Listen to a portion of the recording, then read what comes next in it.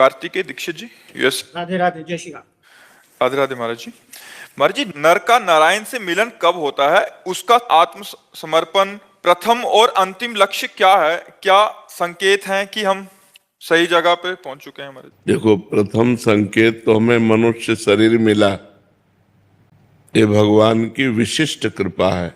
दुर्लभो मानुषो देहो देही नाम क्षणभंगुरः तत्रापि दुर्लभम मन्येत वैकुंठ प्रिय दर्शनम। महाराज निमि जी कह रहे हैं कि सबसे दुर्लभ बात है मनुष्य का शरीर मिलना, पर है क्षणभंगुर, कभी भी नष्ट हो सकता है। इस क्षणभंगुर शरीर में भगवान के प्रेमी महात्माओं का मिलना ये अत्यंत दुर्लभ है। तत्रापि दुर्लभम मन्येत वैकुंठ प्रिय दर्शनम। जो जिसको देखकर भगवान प्रसन्न होते हैं, ऐसे संत का मिलना बड़ा दुर्लभ है। यदि संत मिल गए तो प्रथम प्रारंभ शुरू हो गया हमारे अध्यात्म का। प्रथम भगति संतन कर संगा, जब द्रवहि दीन दयालु राघो तो साधु संगति पाइए। जब हम भगवान के प्रेमी संतों का संग पा जाते हैं तो वहीं से हमारा आत्म विस्मरण जो हुआ था वो आत्मस्मरण प्रारंभ हो जाता है। वहीं से हमारा भगवान से अपनापन प्रारंभ हो जाता है। वहीं से हमारे विकार छूटने लगते हैं।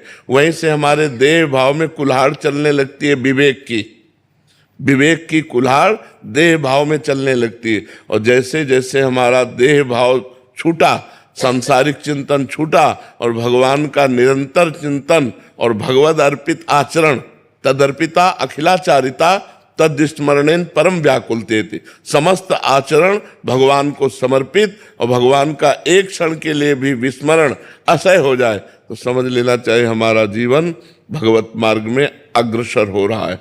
और जब भगवान के सिवा न बाहर कोई दिखे न अंदर कोई दिखे तो समझे अब हमारा काम हो गया।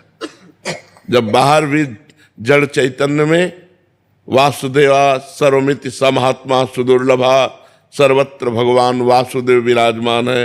वासना वासुदेवस्य वासितम भुवनत्रयम सर्वभूत निवासोस्मि वासुदेव नमोस्तुते।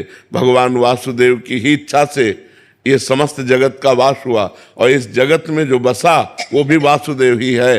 वासुदेव के सिवा कोई नहीं है। ऐसे मैं वासुदेव को नमस्कार करता हूँ। जब बाहर वासुदेव और भीतर वासुदेव दोनों जगह एक ही भगवान नजर आने लगे, समझ लेना चाहिए अब हमारा अंतिम जन्म है। अगर जन्म भी होगा तो भगवत पार्षद के रूप में होगा, कर्म बंधन के रूप में नहीं।